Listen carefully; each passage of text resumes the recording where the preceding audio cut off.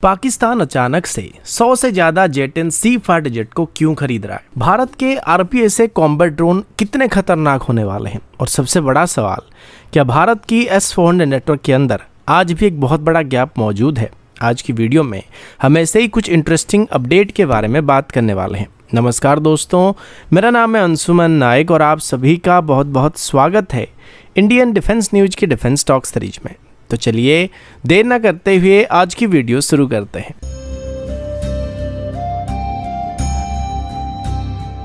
आज की पहली अपडेट पाकिस्तानी एयरफोर्स के फाइटर जेट एक्सपेंशन प्लान की तरफ से है।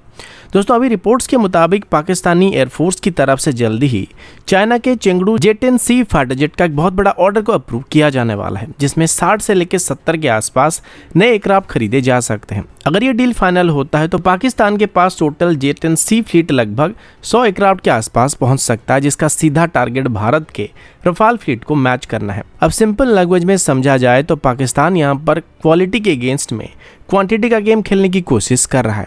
जेट-10C एक मॉडर्न फाइटर एयरक्राफ्ट है जिसमें AESA रडार और लॉन्ग रेंज PL-15 जैसे मिसाइल सिस्टम का इस्तेमाल किया जा सकता है, जो कि VVR फाइट यानी लॉन्ग डिस्टेंस एयर कॉम्बैट के लिए काफ़ी इफेक्टिव साबित हो सकते हैं। लेकिन दोस्तों, यहाँ एक बहुत बड़ा सवाल भी उठता है कि पाकिस्तान अभी एडिशनल जेट-10C फाइटर जेट को क्यों खरीद रहा है, जबकि वो अपनी JF-17 ब्लॉक 3 को इग्नोर कर रहे हैं, जिससे साफ होता है कि पाकिस्तान को पता चल चुका है कि JF-17 रियल फाइट में रफाल से टक्कर नहीं ले सकता है। रफाल एक combat proven omni role aircraft है जिसमें Spectra electronic warfare system, advance sensor fusion technology और डीप स्ट्राइक कैपेबिलिटी जैसे फीचर मौजूद होते हैं, जो कि इसको कॉम्प्लेक्स मिशन में क्लियर एडवांटेज दे सकता है। दूसरी तरफ जेट-10C कंपैरेटिवली देखा जाए तो एक कॉस्ट इफेक्टिव प्लेटफॉर्म है, लेकिन ये फिर भी कहीं ना कहीं रफाल की कैपेबिलिटी को काउंटर कर सकता है।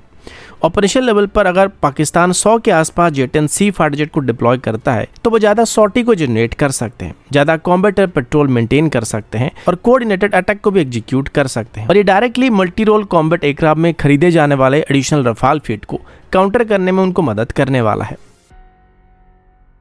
अगला अपडेट भारत के next generation unmanned combat aircraft programme की तरफ से है। दोस्तों, अभी डिफेंस एक्विजिशन काउंसिल की तरफ से एक बहुत बड़ा डिसीजन लिया गया, जहां पर इंडियन एयरफोर्स के लिए अभी लगभग 4 squadron remotely piloted strike aircraft यानी आरपीएसए को खरीदने का अप्रूवल दे दिया गया है। अब सिंपल लैंग्वेज में समझने की कोशिश करें तो ये कोई नॉर्मल ड्रोन नहीं होने वाले, बल्कि एक अनमैन्ड कॉम्बैट जेट होने वाला जो कि डायरेक्ट स्ट्राइक मिशन भी परफॉर्म कर सकता है और साथ ही ISR मिशन यानी इंटेलिजेंस, सर्वेलेंस और रिकॉनेसेंस जैसे रोल को भी निभा सकते हैं। अगर ऑपरेशनल रोल की बात करें तो RPSA aircraft offensive counter air operation में काफ़ी हद तक इफेक्टिव साबित हो सकते हैं, यानी दुश्मन की एयरबेस, रडार्स और हाई वैल्यू टारगेट को न्यूट्रलाइज करने के लिए ये काफ़ी इंपॉर्टेंट एसेट के रूप में काम आ सकते हैं। लेकिन दोस्तों, यहाँ एक चैलेंज भी होने वाला है। ऐसे एडवांस अनमैन्ड सिस्टम को डेवलप करना इतना आसान नहीं होता है, खास करके जब बात आती है stealth design, autonomous decision making और सिक्योर कम्युनिकेशन की, तो ये सब हाई एंड टेक्नोलॉजी रिक्वायर करते हैं। इसके लिए अभी भारत एक स्मार्ट अप्रोच को फॉलो कर रहा है। यहाँ पर आरपीएसए एयरक्राफ्ट को एक स्टैंड अलोन सिस्टम के रूप में नहीं, बल्कि भारत अभी इनको मैन्ड अनमैन्ड टीमिंग सिस्टम यानी MUMT कंसेप्ट के साथ इंटीग्रेट करने का प्लान बना रहा है। मतलब फाइटर जेट के साथ मिलकर ये अनमैन्ड एयरक्राफ्ट काम करने वाले, जहाँ पर रिस्की मिशन ये हैंडल करेंगे और पायलट सेफ डिस्टेंस पर रहकर इनको कंट्रोल और कोऑर्डिनेट करने का काम करने वाले हैं। इसके साथ ही एक और इम्पोर्टेंट पॉइंट ये भी है कि ये पूरा प्रोग्राम इंडिजिनस होने वाला है, यानी भारत अभी अपनी टेक्नोलॉजी के through in advance combat drone को डेवलप करने वाला है, जिससे लॉन्ग टर्म में फॉरेन डिपेंडेंसी कम होने की उम्मीद किया जा रहा है। अगला अपडेट भारत के इंडिजिनस मेल UAV प्रोग्राम की तरफ से है। दोस्तों, अभी DRDO के आर्चर NG ड्रोन का पहला एवॉन इमेज सामने आ चुका है, जिससे ये क्लियर होता है कि अभी भारत का next generation unmanned aerial combat platform अभी फास्ट पेस पर डेवलपमेंट फेज में आगे बढ़ रहा है। रिपोर्ट्स के मुताबिक UAV ने अक्टूबर 2025 में अपना पहला फ्लाइट सक्सेसफुली कंप्लीट किया था और अभी एडवांस फ्लाइट टेस्टिंग और सेंसर इंटीग्रेशन ट्रायल के फेज में एंटर कर चुका है। अब सिंपल लैंग्वेज में समझने की कोशिश करें तो आर्चर NG असल में तापस यानी रुस्तम 2 प्रोग्राम का एक अपग्रेडेड और ऑप्टिमाइज्ड वेरिएंट होने वाला है। तापस में जहां वेट और परफॉर्मेंस से रिलेटेड चैलेंज हमको फेस करने पड़ रहे थे, वहीं आर्चर NG को स्पेशली लाइटवेट डिजाइन और हाई अल्टीट्यूड ऑपरेशन के लिए डिजाइन किया गया है। अगर इसके डिजाइन के बारे में बात करें तो इसमें single engine twin boom configuration दिया गया है, जिसमें इसकी रियर साइड में पुसर प्रोपेलर का इस्तेमाल किया जा रहा है। इसका फायदा ये है कि फ्रंट साइड कम्प्लीटली क्लियर रहने वाला है, जहां पर high quality electro optical infrared sensor या फिर रडार सिस्टम को इंटीग्रेट किया जा सकता है। इसके साथ ही पुसर डिजाइन का एक और फायदा ये है कि इसका इंफ्रारेड सिग्नेचर फ्रंट से काफी कम होता है, जिससे सर्वाइवबिलिटी भी इंप्रूव होने वाला है।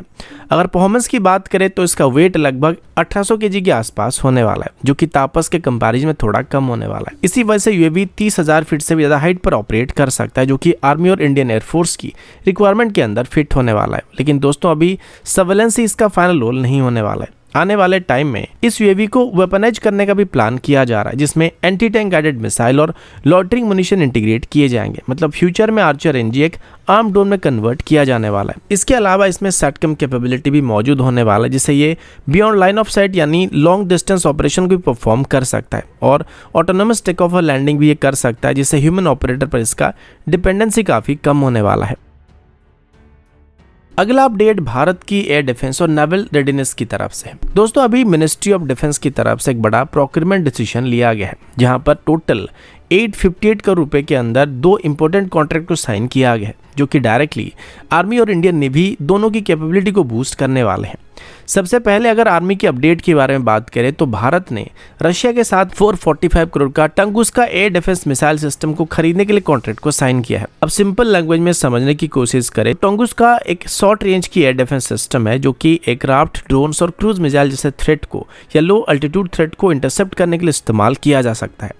और इसे अभी खास करके इंडियन आर्मी के लिए एक्वायर किया गया, जो कि हमारी कॉन्वॉय को मोबाइल एयर डिफेंस कवरेज को प्रोवाइड करने वाला है। इसके अलावा इंडियन नेवी के P-8 एयरक्राफ्ट के लिए भी अभी एक बहुत बड़ा कॉन्ट्रैक्ट साइन किया गया, जिसका वैल्यू लगभग 413 करोड़ के आसपास बताया जा रहा है। ये कॉन्ट्रैक्ट बोइंग इंडिया डिफेंस के साथ साइन किया गया और इसका मेन फोकस P-8 एयरक्राफ्ट का डिपो लेवल का इंस्पेक्शन और मेंटेनेंस भारत के अंदर करने के ऊपर होने वाली है। अब इसका सिंपल मतलब ये कि पहले जहां पर हैवी मेंटेनेंस के लिए फॉरेन डिपेंडेंसी होता था, अभी वो काम भारत में ही एमआरओ फैसिलिटी के अंदर किया जा सकता है। इसका फायदा ये होगा कि एयरक्राफ्ट की अवेलेबिलिटी रेट इंक्रीज होने वाली है, डाउन टाइम कम होने वाली है और ऑपरेशनल रेडीनेस बेहतर होने वाला है। साथ ही ये स्टेप आत्मनिर्भर भारत और मेक इन इंडिया इनिशिएटिव को भी डायरेक्टली सपोर्ट करने वाला है।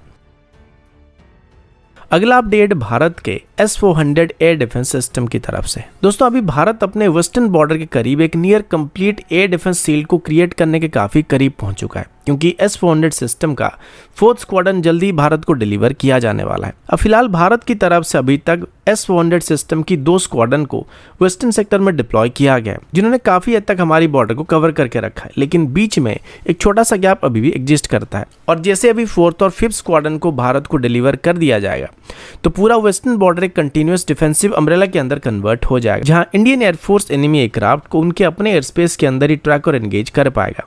लेकिन दोस्तों यहाँ एक इंपॉर्टेंट चीज समझना काफी जरूरी होने वाला है। अभी तक जो डिप्लॉयमेंट किया गया उसमें सिर्फ 2 ही सिस्टम क्रिटिकल सेक्टर को कवर कर रहे हैं, जिस वजह से अभी हमारी वेस्टर्न सेक्टर में एक डिफेंसिव गैप बना हुआ है, जिसका फायदा फ्यूचर में दुश्मन उठा सकते हैं और यहीं से वो इंडियन एयर स्पेस के अंदर पेनिट्रेट करने की कोशिश कर सकते हैं। लेकिन S-400 सिस्टम का 4th और 5th रेजिमेंट भारत को डिलीवर होने के बाद हमारी वेस्टर्न बॉर्डर में 3री रेजिमेंट को भी डिप्लॉय किया जाने वाला है, जो कि इस गैप को फील करने वाला है। यानी कि 2026 में ही वेस्टर्न सेक्टर में पाकिस्तान से लगे हमारे पूरा बॉर्डर को S-400 सिस्टम से कवर किया जाने वाला है, जिसके बाद हमारा पूरा पाकिस्तान से लगा हुआ बॉर्डर S-400 सिस्टम के अम्ब्रेला के अंदर रहने वाला है। तो दोस्तों अभी के लिए इतना ही, मिलता हूं आपसे अगले वीडियो में, तब तक के लिए जय हिंद, वंदे मातरम।